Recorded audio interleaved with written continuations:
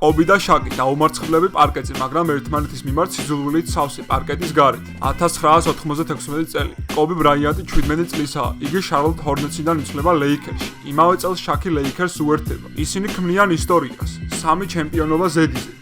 მაგრამ კამერების მიღმა მუდმივ კონფლიქტებს ჰქონდა ადგილი. კობი შაკს არმაც უწოდებდა, შაკი კი მას ეგოისტს. შაკმა ერთ-ერთ ინტერვიუში განაცხადა: მე რომ კობისთვის მესმინა დღემდე 0 ჩემპიონობა მექნებოდა. ჩემი გჯერა?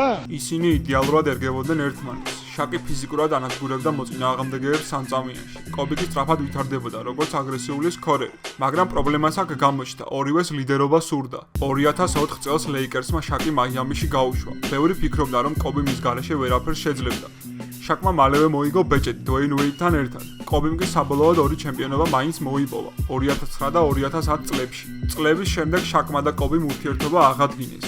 შაკმა აღიარა, რომ უკეთესად შეეძლო თანამშრომლობა. კობიმ კი თქვა: შაკის გარეშე ვერაფერს მივახცევ. მიუხედავად დაპირისპირებისა, მათ შექმნეს ისტორია, 3 ჩემპიონობა, დაუვიწყარი მატჩები და NBA-ის ეპოქის ცვლა. თუ გსურს მსგავსი ვიდეოების ხილვა, გამოიწერე ჩვენი არხი და დააკომენტარე, რომელ კალათბურთელებზე გსურს მსგავსი ვიდეოების ნახვა.